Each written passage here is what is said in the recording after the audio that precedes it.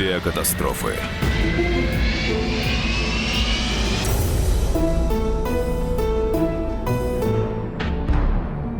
20 июня 2011 года при заходе на посадку в аэропорту Петрозаводска потерпел крушение Ту-134. Из 52 человек выжили только 5.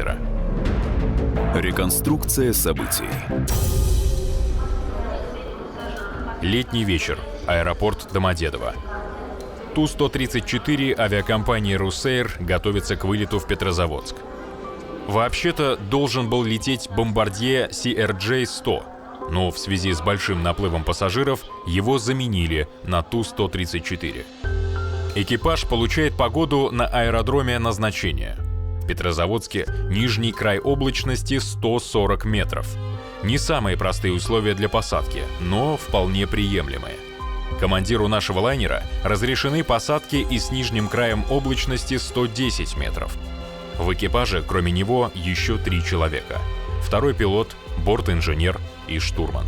Именно он и будет говорить, куда и когда поворачивать. Это входит в его функциональные обязанности. Опытнейшему штурману, пролетавшему 25 лет, не должны помешать выпитые 2 бутылки пива. Предполетный медицинский осмотр пройден без осложнений. У всех членов экипажа, включая бортпроводников, зафиксирован одинаковый пульс. 72 удара в минуту. Полет проходит гладко, и вот уже впереди Петрозаводск. Пора садиться. Погодная сводка сообщает о все той же облачности на высоте 140 метров. В мозгу у командира уже сформирован образ предстоящей посадки. На 140 метрах вываливаемся из облаков, видим огни полосы, садимся. Обычная работа. Штурман для выведения самолета на полосу использует бортовую спутниковую систему. Однако она для этого не предназначена. Более того, ее использование для посадки категорически запрещено. Координаты, забитые в ней, точны плюс-минус 100 метров. Из-за этого штурман поздно командует начало последнего поворота на посадочную прямую. Командир поворачивает, но самолет оказывается левее заданной траектории. Идем левее пока. Вправо 20 градусов возьми и пошустрее пока крути. Саш, крути быстрее, а? Я тебя точно выведу. Шасси выпускаются. Удаление 21 километр, подходим к курсу. До полосы 21 километр, 5 минут лету. Можно успеть исправить создавшееся положение и выйти на нужный курс. Но надо еще выпустить закрылки. За всеми этими хлопотами командир не замечает, что они летят немного выше. Лишь за 6 километров до полосы это обнаруживается. Штурман командует увеличить скорость снижения. Только так можно догнать заданную траекторию. Иначе они рискуют не успеть попасть на полосу. Вертикальная 6 метров. Выше чуть-чуть идем, да? На этом курсе идем, влево не бери. ЦГИ 9605 к посадке готовы. ЦГИ 9605, посадку разрешаю. Самолет стремительно догоняет заданную траекторию. Но когда догонишь, надо не забыть уменьшить скорость снижения, иначе так и сядешь до полосы. Вообще, то, что происходит сейчас, называется нестабилизированный заход. К этому времени все параметры полета должны быть постоянными. Скорость и курс не должны меняться.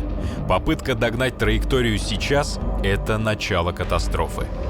Вдобавок ко всему, боковой ветер справа начинает стихать, и самолет начинает отклоняться вправо. Штурман, следящий за положением самолета по спутниковой системе, этого не видит. За окнами облака, ночь, а земля все ближе. Так, на этом курсе идем, влево не бери. Хорошо. Так, на этом курсе идем. Высота 150 метров. Самолет, наконец, догоняет заданную траекторию. Надо уменьшать скорость снижения. Этого не происходит, и они продолжают нестись к земле на повышенной скорости. Высота 140 метров. Штурман должен произнести оценка и решение. Командир по команде штурмана должен увидеть полосу и принять решение. Садимся или «уходим на второй круг». Ничего этого не происходит. Экипаж продолжает лететь к земле на повышенной скорости. Второй пилот должен доложить: крутое снижение. Доклада нет. Высота 70 метров. Самолет летит значительно ниже заданной траектории, и давно уже пора уходить на второй круг.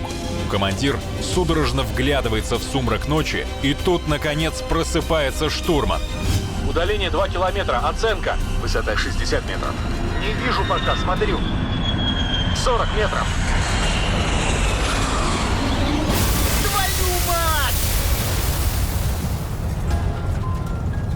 Уход на второй круг должен был произойти на высоте 110 метров. Но в голове у командира твердо сформировался образ предстоящей посадки. Согласно метеосводке, на 140 метрах он должен был вывалиться из облаков и увидеть землю. Но на самом деле облака находились на высоте 30 метров. И командир все ждал, когда же они закончатся.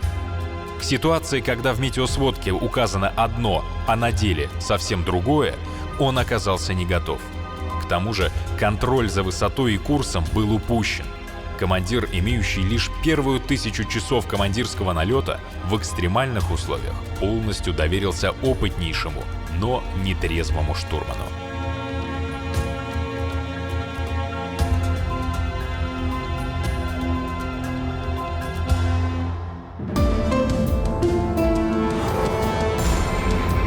Авиакатастрофы.